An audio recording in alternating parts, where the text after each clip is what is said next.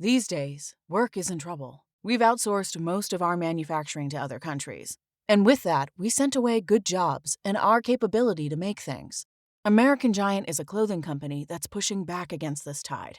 They make all kinds of high-quality clothing and activewear, like sweatshirts, jeans, dresses, jackets, and so much more, right here in the USA. So when you buy American Giant, you create jobs in towns and cities across the country. And jobs bring pride, purpose. They stitch people together. If all that sounds good to you, visit American-Giant.com and get 20% off your first order when you use code STAPLE20 at checkout. That's 20% off your first order at American-Giant.com with promo code STAPLE20.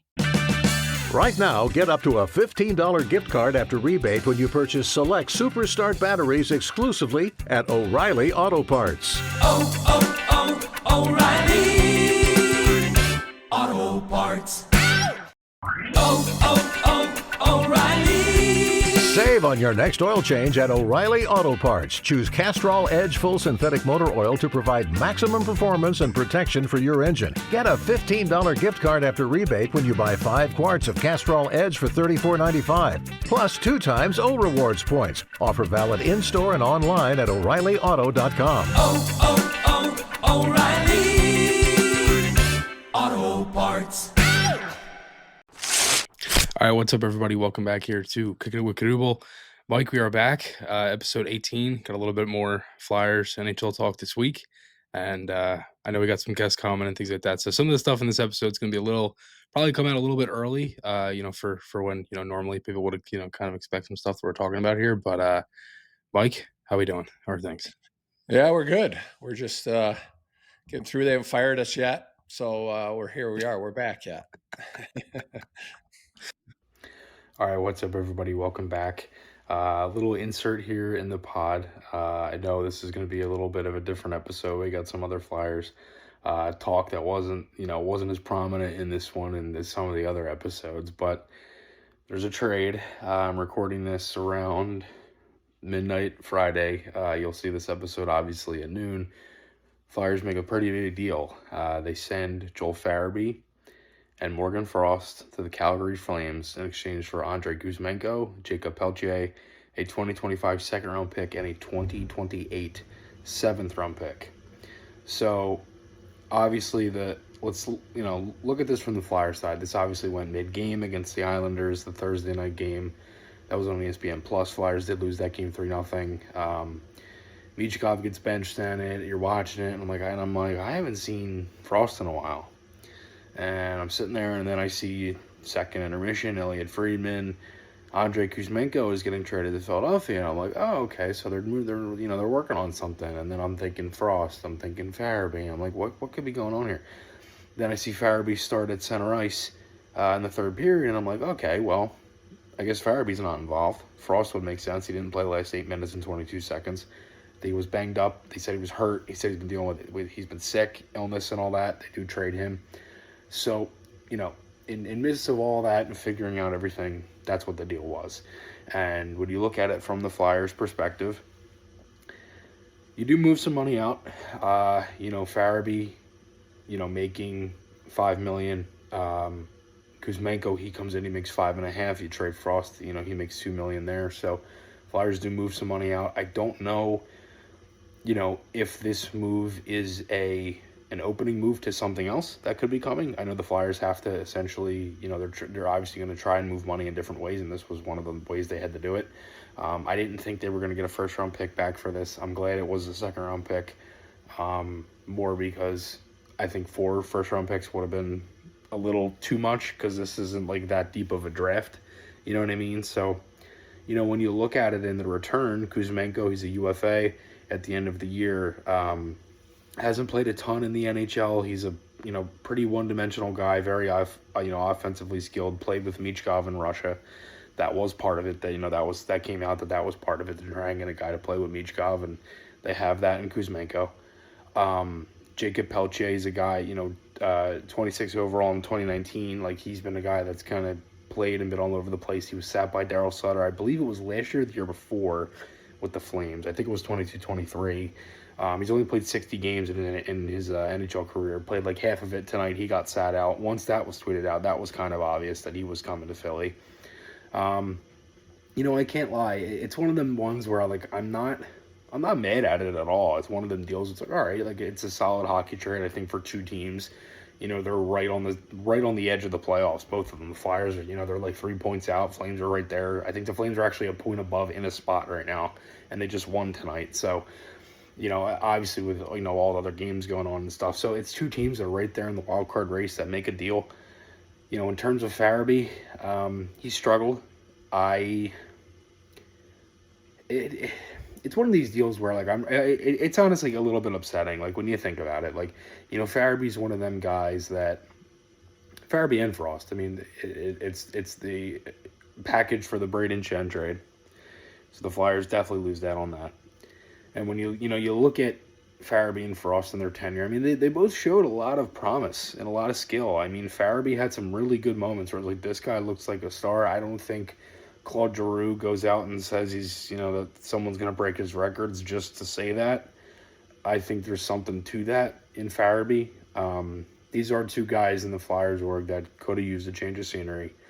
I've always been a Morgan Frost guy. I will always be a Morgan Frost guy. I wish him nothing but the best. I think Frost is one of those guys that could flourish in a good system with a good team and play with skilled players and whatnot. I mean, Frost was dangled everywhere around the lineup. In terms of the team and everything like that, and I've talked about that and I beat that drum for so long.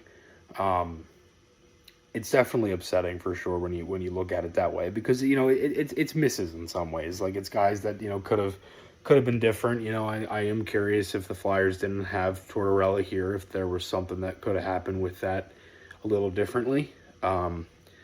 So I don't know, but when you look at it, it's like Peltier. He's 23, he's a little bit younger. He's a guy. He's obviously, he's a little bit of a project too. You got to figure that out. I like again the second round pick. Obviously, seventh round pick, but getting a second round pick is good. You're adding more draft capital.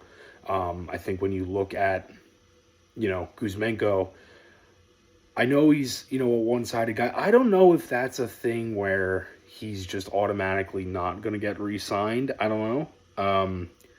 We'll have to see. The Flames do come back to Philly, which is interesting. March 4th, Farabee and Frost will come back to Philly for the first time. So that'll be interesting. But, Flyers make a huge deal. Andrei Kuzmenko, Jacob Pelche, both Philadelphia Flyers. It is a little bit exciting because it's like, all right, get to see some new players, see what they can do. I am excited for Kuzmenko. That little Russian connection there with Michkov will be pretty sweet too. So we shall see. So no salary retention either was the other big thing. And again, the Flyers do move some money. Again, if they don't sign, Kuzmenko, then that would mean that they take off about like $7 million or so. Pelche was on like a 1-year deal, like $800,000. So it's not like a lot of money and stuff got moved and contracts and everything. And it's a little bit of a different kind of trade too, because I don't remember. I mean, outside of LA, the past couple of years in that like 3-team deal, and also like the deadline and stuff when they traded, McEwen and they got Lemieux and everything. Like, I don't ever remember them doing a trade that far in terms of cities either. So that's a little different too for these guys getting traded. They're going from the opposite sides of North America here. So it's a little different. But we shall see how it goes. Thanks everybody again, and back to the pod. It's been fun. Flyers got a couple wins there, a couple losses. I know the last time we talked, Mike, we were kind of breaking down a lot of where the Flyers were at in January and whatnot, and it was past couple of games. I know when we talked, it was right before the Rangers and the Islanders, the back-to-back there, lost both of those games. It was funny because that note that you had last episode was basically talking about like goals against and whatnot, and then that night the Flyers gave up 6, which was which was frustrating. Especially when we just harped on that for a whole episode. But I feel like as the season's kind of getting along, again, everyone in that East is still right there, and it's separated, I think, from like 9th where the Islanders are at right now with like 51 or something like that, all the way through to the top spot. I just think it's through like 4 or 5 points. Like, it's really close. I think it shows there's a lot of teams that have kind of played some bad hockey too, which is a little unfortunate. The Flyers are a little different in that area because of where they are, but pretty much everything we talked about last episode's pretty much staying the same at this point. Yeah, it's hard to escape teams, right? If you're gonna win two, lose one, and it seems like everybody's doing that. It's really hard to get on a run. That's the only way you can escape the pile and climb. Is everybody's beating everybody else, so nobody gets anywhere. At the end of the day, and it's just you've got a string. You have to play 700 hockey, and you have to do it for a little bit. And if you can do better than that, that's even better. But if you play even 550, 600 hockey, it's really hard to get away from teams. So I do think teams finding its identity. I think they're realizing, how close it is every night, and you can't even take a game, period off or even shifts off. Where you've got to just keep things tight, and again, they've shown they're successful when the goals against are down. And if they're gonna get in a big, pond hockey game where you're gonna try and win 7-6, it's not gonna happen. And Right. so again, it's their chances are keeping it down to under 2.5 a game. Even 3 is hard to overcome a lot of nights for them. But so it's keep it under 3, and they're going to have a chance every night. And I mean, I guess you could say that for every team, but especially this group. Yeah. No, you're right, and especially too because I mean, and that's what you saw the other night. The Rangers game, like it kind of got out of hand. The Flyers, like they had some chances. Shesterkin was great, but they couldn't beat them. And then the Rangers, like, they just capitalized, and that's the unfortunate thing is when the Flyers aren't scoring, it seems like everything then it's going in their net, and that's been the hard thing this year is like when they, like you said, when they give up goals, they they lose a lot and whatnot too. So yeah. Just a quick little switch. We're gonna preview Four Nations because Mike and I, we have a few guests kind of coming up in these next couple of weeks, and as that's going on, it's going to basically go right into that episode that's going to be like in the middle of Four Nations. So we figured let's just kind of preview it now. Yeah. So Mike, obviously we've talked about this before in the break and whatnot. I'm going to ask you one. When you look at this, like as a former player and everything, is this a tournament that you would have wanted to play in when you were, playing in the NHL, or would you have rather had the break? I mean, I think it depends on where you are in your career a little bit, and where you are in your thoughts and stuff. It's like if you're a younger player and you're going to be borderline, you almost are like, or you're older player. I don't know. It depends how. I don't know. I know, like, I think it's quite the honor to be named to it, right? And as a player, I think when the U.S. is asking you to play, you play, and I don't think there's too many people that say no.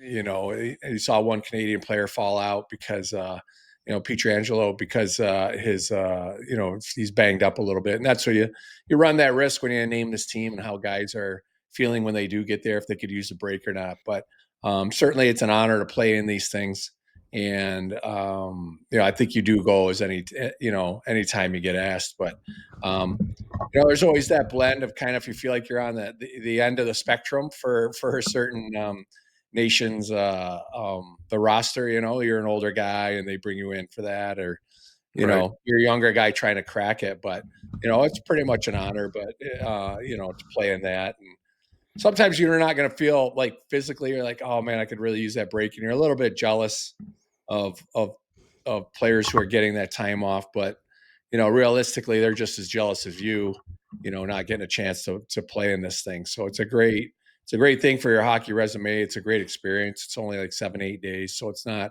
horrible. Right. Most teams will accommodate the players, whether they come back or something, give them a day or two, and kind of take that break. So yeah, I mean, I think, if you played your way there and you're recognized as a good player, then, it's a real good honor to play. That's kind of like a half in between Olympic game a little bit, Olympic series. So, certainly a big thrill to get named to that team. Yeah. Yeah.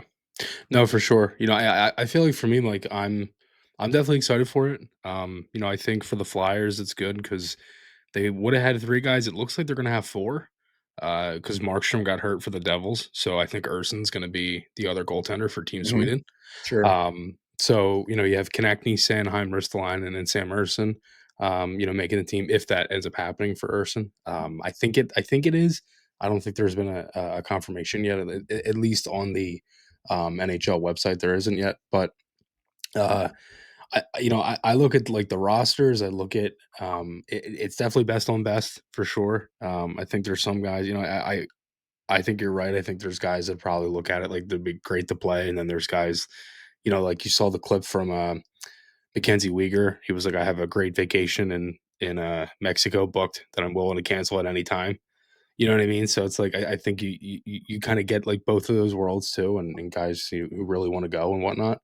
Um, I know the NHL. I know there was talk, and I think I'm not sure who mentioned if it was Elliot Freeman or somebody else, but there was concern. I think with the ticket sales of it and whatnot. Does that kind of come as a as a shock to you at all? Just because of where it's kind of it's replacing the All Star game, so I don't know if people are gonna maybe take it as it's gonna be this high end kind of kind of really like just like total balls to the wall kind of event kind of thing. Because I think they've in the past couple of years the NHL's kind of I think struggled a little bit in terms of the All Star game and try to get guys to really kind of compete in it. You know what I mean? Yes. And I think with that replacing that, it's kind of tough. Is that something that you agree with or no? Yeah, I mean, you're holding the first 3 games in Montreal there, open with Canada Wednesday, US Thursday, then a doubleheader on Saturday. Everybody plays on Saturday, which seems like should be an easy sell, especially in Montreal, but, yeah, I don't know. I don't know if it's why they feel that ticket sales are lagging or anything like that. I'm not sure why that would be. And then, again, I guess you are kind of curious what the product's going to look like. Is it again? We were talking to Darian Hatcher a couple weeks ago, and he talked about the one in 1997 Yeah, well, it was World a Cup. World Cup of hockey, yeah. And we talked during the thing, like it was mean, like it was downright mean. The guys were playing really, really hard for a September game, and it depends how if these guys, it is mid-February, guys are beaten down like a little bit. Guys are a little bit tired, a little emotionally tired, a little physically tired.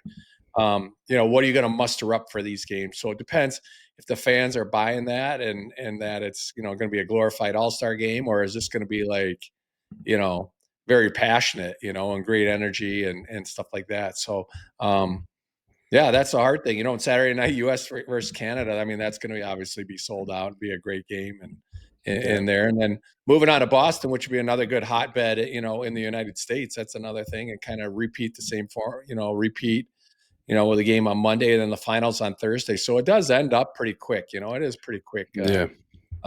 Series, and it doesn't look like overly taxing. You're not traveling too far, but it's a lot of sitting around your hotel room and you know probably seeing some Instagram photos of your buddies on the beach or whatever. You're going to be a little bit jealous of it, but I guess it comes with the territory. Being a world class player, that's kind of some of the sacrifices you have. But Right. if you're not in that championship game and you're playing on Monday the 17th, and you're not in that championship game, you're going to be out of there. Tuesday, hoping to scrape some vacation up, but Right. yeah. So I don't know. The league will do some. Hopefully the league does some stuff. Away from the rink to keep these guys entertained. And let families in, make it family friendly, less painful, and stuff like that. But Hmm. I don't know. I haven't heard much about that. But it's hopefully players aren't kind of isolated. But it's I guess everybody's kind of see what kind of hockey it is going to be. Right. Yeah, no, you're right. I think the biggest thing is it seems like they're trying to make it like a obviously an event where people can enjoy it. Some of the cheapest, I mean, I'm just looking on Ticketmaster. This is for the championship game. Some of these tickets are going for like all the way up are about 195 each, US, and then down low are close to like 300. Yeah. And I mean that's on Ticketmaster. I think that's like kind of tough because I get it at the same time. It's like it's best on best, so obviously it's going to be a pretty high ticket price. But at the same time, it's something that's replacing an all-star game, which is again, it's been tough for them to get guys to really kind of kind of go full force in that. So I don't know. I mean, I think I agree with, you know, basically what Hatch said last week, where it was like, you know, if you can get, those guys, and kind of like what you were saying too, if everyone can kind of play to play to their strength and kind of play mean a little bit, I think it's obviously a better product. Again, I look at the rosters, and I don't know. It's going to be tight. I mean, obviously, I think Canada is, they're world class. Some of the guys on that team, it's incredible how stacked they are offensively. I don't know goaltending wise if they're better than some other ones. I think the deepest team, Mike, is Team USA. And that's not, I'm not just saying that because I'm American, but that's they're just deep everywhere. Sweden looks good. Finland looks good. I mean, again, I think it's a really good product. Is there a team right now for you that really kind of stands out, just in terms of coaching styles, and things like that too? I just feel like the U.S. team has a little more pop, across the board. Hmm. A few more younger guys like in their prime here, like a lot of people in the States don't know Kyle Connor, but he's been really good in Winnipeg. And, you got Jack Hughes in his prime, and, Austin Matthews and the Kachucks, and on Yeah, defense, Matt Boldy. Brock Faber. Yeah, Matt Boldy. You got Quinn Hughes, Adam Fox, Faber, McAvoy, and then pretty solid in goal, And I mean, on the Canadian side, you got Sid, he's getting a little older, and Nate McKinnon's in his prime, Marchand's getting a little older, and McDavid's in his prime. So, sorry, I got the hiccups a second. I, you know, the Finnish guys, I don't know. I tend to know the U.S. and the Canadian guys a little bit more, but it's, I don't know. The other teams have nice balance and they're nice players. You got to figure it's going to be a U.S. and somebody in the final, and I guess a Yeah, 1-game series. You're kind of playing this little round robin stuff can happen, but I mean, right. I don't know. I see like the U.S. Coming out on top of this, and I just feel like they Hmm. got a little more like guys in their prime. I feel a little bit, and Yeah. Connor McDavid could decide to take the whole thing over at any time, and Hmm. chemistry with him and Mitch Marner, and those guys from Florida have been real cagey lately. Bennett and Reinhart, they've been real greasy and gritty, and can they cancel out can they play like the Kachucks, and you're going to get great leadership out of Sid and Marchand, and so I don't know on the back end. Kel McCarr is obviously a difference maker, and obviously Philly people know Sanheim, and up front, Philly people know Konecny, so it's going to be I don't know. I mean, I just like the U.S. a little bit more in goal as well, and so I don't know. We'll see. Then maybe it comes down to goaltending, but it'll be. I don't know. I think I got the U.S. there in the final, winning it. Yeah. I definitely could see that. Again, it's especially how deep they are, and all that. And you're right. I think some of the younger guys can kind of help them too. As they kind of go on with it. Um, Moving on. This was a topic that I kind of put in here. I was curious to kind of see where Mike used to on this, and curious, I guess, in terms of other people too. The topic here: should the Flyers try and acquire JT Miller or Elias Pettersson? And the reason I put this in, and it's kind of one of them things that's like, obviously it's very well known kind of where Vancouver is with these two guys. I guess we'll start there. Have you ever seen this before, Mike, where there's been two guys that haven't necessarily gotten along, and it's been very, very, very public? Yeah, I haven't. No, I haven't really. And I'm not super wise to this to this situation here. I mean, you're looking at about $20 million of their salary, a quarter of their cap. Hmm. Is they're not happy with, and these are they not getting along or whatever? I have no idea. So it feels like one of them's got to go, and they're again they're both pretty hefty contracts, so it's not that easy just to get them away. And it's like I don't know. It seems to be an ongoing thing. So it's like the longer you go, the other GMs like you're starting to lose like interest in it, because you're like, well, there's obviously something boiling under the surface here that do we want to get involved with this? Is this worth it for us? I mean, you have ample years, a lot of term left on both sides. If you have a year or two left, then it might be something that you could eat and handle and see how it plays out. But it's a long time, and I don't know, you'd really have to, if you're a GM, you really, really got to do your homework on this, and you got to figure it Hmm. out and talk to a lot of people, and and get the deal here, because it just, is this, knowing their agents or something. Hopefully you got a deal, you trust their agent and he's going to give you honest assessment of what's going on. But man, it's a lot of money involved. And I think that's the scariest part, a lot of money and a lot of term. And one is, one's over 77 left and one has over 40 million left. So those are just really, really scary combinations, I think, for GMs. And you're going to have to give up, you got to make space for all that. So you're going to have to give up something good. And you're taking a flyer on something and there's a personality conflict in there. There's, do you want that coming to your team? And maybe it's a bad rap. Maybe their agents are behind the scenes saying, hey, this is a bad rap. It's not like this. This guy's a good guy. It's getting misconstrued. It's a tough market to have this problem too, because Vancouver, it's all they got, right? So It's just constant. It's everywhere. And I feel bad for these two guys because they're probably begging, like, one of us got to go or get us out of here. Like, we can't. This isn't great, and their play is going to suffer, and it's hard. I mean, they want to go get a coffee at Starbucks without everybody like asking them a million things, and just kind of, it's a tough town to get invisible in, as far as if you're one of those two. But I got to believe the term and the amount of money is just a little bit scary for GMs right now, what they'd have to give up to get there. Yeah. So, yeah. No, you're right. I feel like the biggest thing, Mike, is like it's definitely hurt the team. Vancouver's, they're, right now, if the season ended today, they wouldn't make the playoffs. They're 1 point out of the second wild card spot, with 54 points in the West. And it's not like they can't get, back into it. They're only 4 points back of third. There's a pretty huge gap with Edmonton and Vegas in between pretty much the rest of the division there in the Pacific. But yeah, I feel like for the Flyers, if they were to entertain any of this, obviously, the biggest thing, and we talked about this, was trying to get a number one center. And like, that's obviously a big thing. If the Flyers were to do something like that, I could see them, it's not like it's one of them things where, you saw the, I can't remember which deal it was off the top of my head. It was the, Capo Caco got traded from the Rangers. Like, he went West Conference.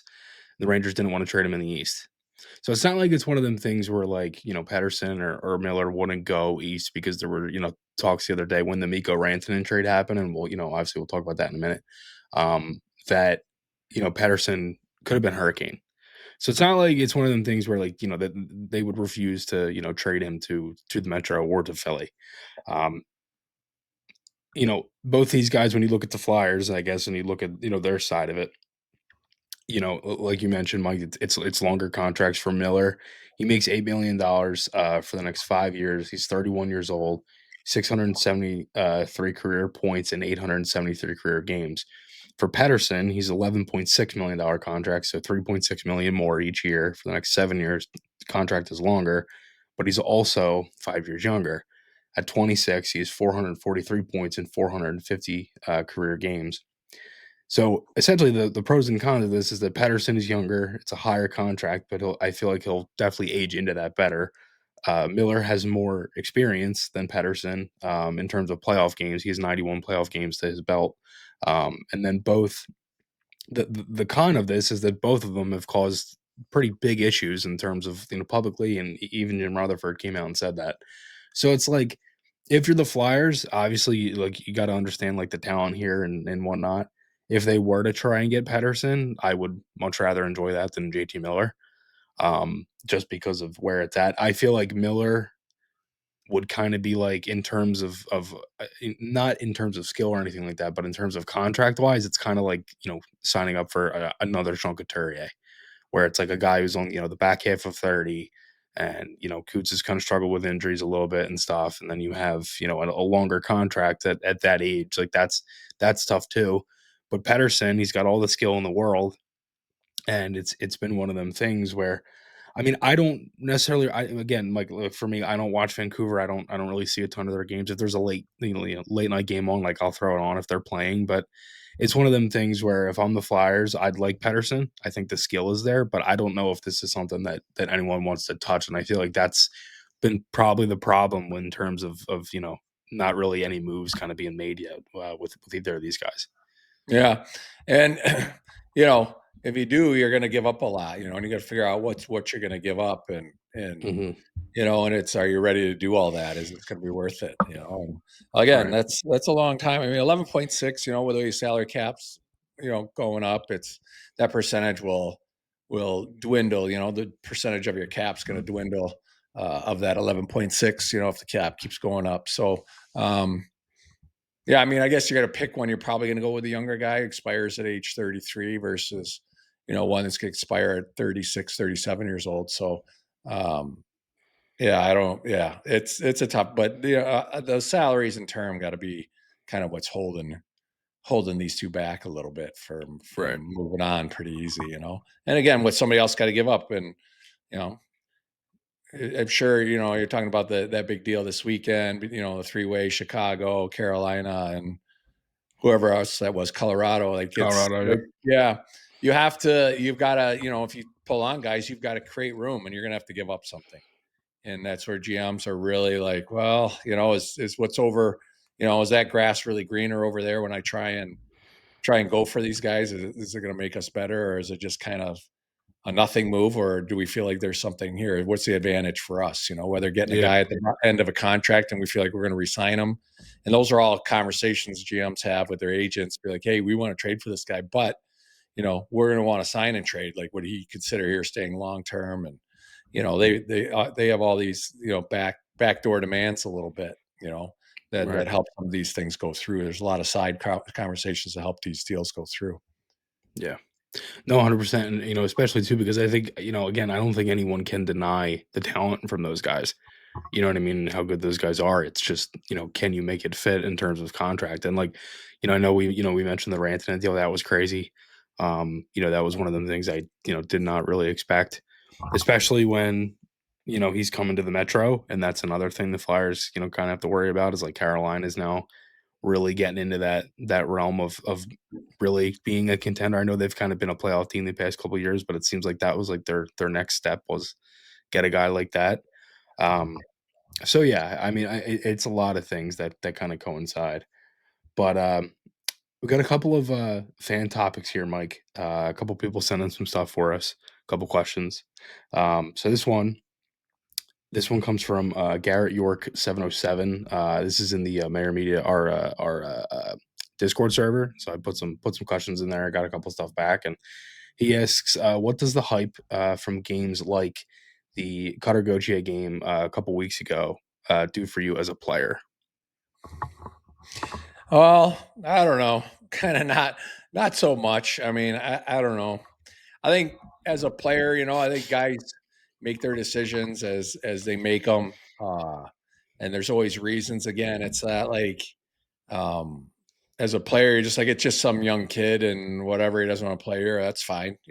Everybody kind of knows that they can go out and find people too. Like to replace you, and you're kind of like that's his business or whatever. I mean, I'm not, and it seemed like people were he was getting pushed around a little bit, and I mean it's kind of funny. I think when you come to the rink, and it makes I guess if you're looking for a little bit of inspiration, it kind of makes for a funny game. Kind of like all right, well, I'll see Right. what happens this game. Kind of keeping an eye out on how's this game, how we're gonna react to this game. How the fans are gonna react to it, but what's gonna happen on the ice. But I don't really think it. I don't know, kind of hypes you up one way or another. Not like it's he has his reasons for doing whatever he did, and you're worried about yourself and your team and who's in your locker room more than anything than anybody who's not in it. So um, again, like I said, it doesn't. It's certainly interesting, and it's kind of like a little subtopic that day, like kind of Right. something that there's a little undercurrent, there's a little story to this game, but overall, when you're playing, you're just concerned about your teammates and who's on your team, versus who isn't. Right. Yeah. No. 100%. I think that game there was a little more kind of I guess pushback. I think guys like Konechny, I think kind of took it personal. Yeah. Because he signed here a long time and whatnot. But I think you're right. I think sometimes some guys it's probably like, all right, this is just another game. I think guys like Drysdale who are like involved in the deal, it's one of them things where it's like, all right, like kind of like F this guy kind of thing and kind of prove that he's Well, better. yeah, You know, he would be the one that would affect the most, right? right? And there's guys too that have the type of personalities like who the hell do you think, I'm going to whisper to him, who the hell do you think you are, and there's guys that probably want to say something a little bit or let them know, like, Right. kind of like, And that's what Konechny did too. yeah.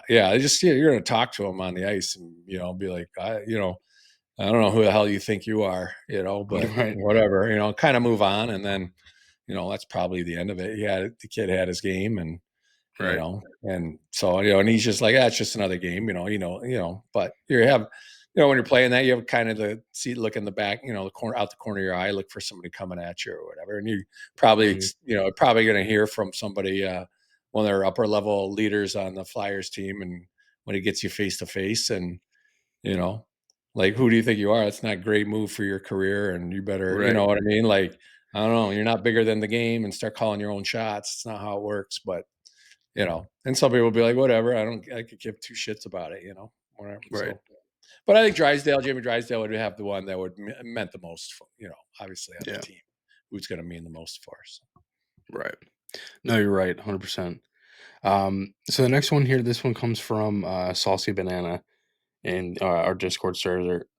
He said, what is free agency like from a player's perspective? What factors are most important when weighing options between teams?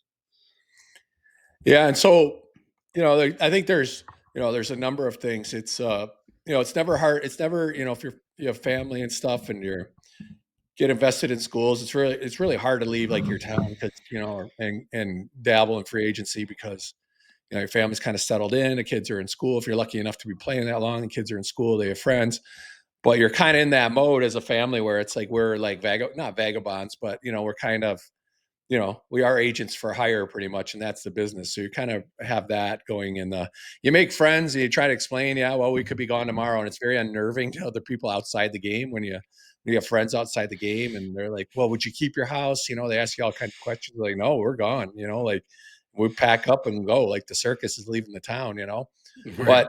But, so like factors, like when I hit free agency a couple of times, once with the Flyers and once with the Capitals at both Flyers. Yeah. I think I was at different points in my career. I think earlier on, when you're mid to your prime, you want to make sure, you're playing a lot and you're going to a place where you're going to keep getting a chance to earn another contract. And how are you bringing me in? Now, if you're in the middle of your career, you're probably starting to get some traction in your career and starting to prove who you are as a player, and you want to keep that situation going, and you want to make sure, like the agents do a little digging, like who's he going to play with, where do you see him, always see him in our top six, and we see him this. So you come into camp, if you are to sign there, you come into camp with a certain amount of expectations. Now you can play your way out of that too, and if you're not as good as you should be when you're there, that can really hurt. So I think one thing is your role, that is very important. And where you're going to fit in. Then kind of as you move on, you get comfortable, you kind of get used to being in, like I was always in the East. So I kind of really like playing in the East. I like the flight schedules. I liked, being at home, a lot more like in and out, like quicker trips and in and out, versus, sometimes when you play the West, your closest road game might be a 2-hour flight away or a 4-hour flight away, depending on where you are. And then you're dealing with time changes a lot more. I just felt it was a lot easier. I was more comfortable in the East. So now you're playing in comfortable arenas. You kind of know the rosters, and the travel is much easier and less time on planes and less miles traveled and more time at home in your bed and getting good sleep instead of getting home at 4 a.m. and you're home by 1 and you're kind of keeping a little bit normal rhythm to your body and all that. So I felt that was a huge part too, was the impact of travel. And then you go, and then, most teams are pretty good, then you evaluate the teams and kind of how they operate and some of their facilities and, which they've gotten much better at letting people travel in and the team can wine and dine them, show the family schools, show family restaurants, take you to the rink, meet some people, which I think is great too when you're free agency. I think it's all a great advantage for guys in free agency that they are allowing, teams to bring players in and have a look around and kind of know what you're getting into. So, Right. It's all that depends where you are in life, I guess, a little bit too. So.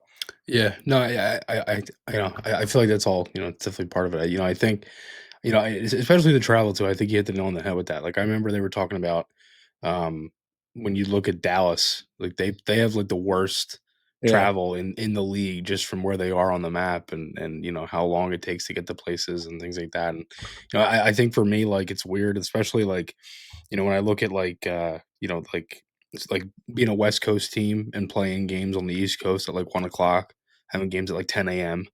Like normally, Yeah. that, you know what I mean? Like that's Yeah. that's different too. Like when like it's 1 o'clock, but it feels a lot earlier. You know what I mean? So it's like Yeah. I feel like that's one of the things that's a little different too. Um, and then the last one here, Mike. This one is from Sharil325. This is also in our Discord. He said, "What number do you think Cole will wear when he makes the roster?" So when Cole makes the Flyers, what number do you Well, think Cole is going to wear? You think he's going to take well, 22? well, if you should be lucky enough to get there, I have no idea. For now, you get like a football number, and you're up Yeah, in the, I think when it comes to development camp, he's in the 50s or something. But right. that I is think not, he's 54. Yeah, yeah. So that used to be the kiss of death, when you show up and you had a football number, and that was like, some number in the 40s or 50s or 60s. That was kind of like, well, okay, this is where we fit in. Now I was watching San Jose play Detroit the other day, and my buddy's an assistant coach there with San Jose, and we're kind of chatting before the game, texting or whatever, and I meant to ask him, I go, holy cow, you guys got a team of football numbers. And like San Jose had nobody. I mean, the numbers are all over the place. You play in Montreal or something, the numbers, you can't, everything's retired under like 25, everything under 25 is pretty much retired. So yeah, you're automatically getting a football number, but no, I right. don't know, for him, I don't, it's what they give you. I mean, I think certain, and teams are, equipment manager are wise to players that have had numbers going up through your career. And, if your timing works out, you're never going to get your number over a veteran guy, and you take what, you better have a B number right away. So I think at the end of the day, doesn't matter as long as you're there. And, I know guys who have entered the league with a football number in the 70s, and they've just said, screw it, I'm keeping it, like it's Right. good luck. I'm not Yeah. switching now. I'm just gonna, if I made it with this number, I'm taking it, and so Mm, um we'll see. We got to get there, and we can get there. That would be, I don't care what number, as long as that number, you can't wear number 1 and you can't wear 99. So, right. you can't wear 66, can't wear 87. I mean, there's some you can't wear even more, but you get what Mhm. they give you. And and then, if you play long enough and you get a couple years in, then you might be able to start calling your shot a little bit more. Right. But any number, I really don't care. And I don't think he would care either. There we go. Yeah. All right. So, and then the last thing here, Mike, and this one will be quick. We just got trivia. So let me ask you this one: how many goals did you score in the 523 wins you played in your career? So out of the 1,000-something games you played, you won 523. How many goals did you score in those wins? So did I score a lot in the win? So what did I score overall? It was like 260, 270, something like that. No, it was more than that. I should know that off the Look top of me my up. head. I'm slacking. And Sorry, I Mike. should know too. 278. 278. Okay, so all right. So I bet I've scored. So half of that's about 135-ish, 139-ish. So I bet I scored 152 in the wins. You're close. It's 184. Oh, 184. So Mhm. all right. So Yeah. it looks like, I played And scored a lot of more. that is after 30, because when you came to Philly, it was like all Yeah. just goals. Like you just came to Philly and scored. Yeah. Which Well, was that's why I made it another 10 years, which was good. yeah. Yeah. It's fun. Well, so 130, 180 something and 522 wins. All right. Yeah. So it's 184. And what was it? 278. That's 66% of your goals were scored in wins. Oh, it's right on the number. That's weird. It's like 2/3. Yeah. Right. 2/3, 1/3. Huh. Yeah. All right. Yeah. That's some pretty good Couple numbers. empty netters. Yeah. Yeah. We pile on some late. Yeah. Mhm. Yeah. Yeah. That's good. All It's right. pretty balanced, I guess. There's nothing out of line there. Pretty balanced. Yeah. Yeah. Yeah, exactly. Yeah. Yeah. But yeah, thanks everybody again for all support as always. That's all we got for this one. Our last episode has actually been one of our best all time in good. terms of audio. Yeah. So Thanks everybody again for listening in, and hope you guys enjoy it. And we'll be back over these next couple of weeks with some guests. So stay tuned for that. And talk to you guys all again next time. See you guys. See ya.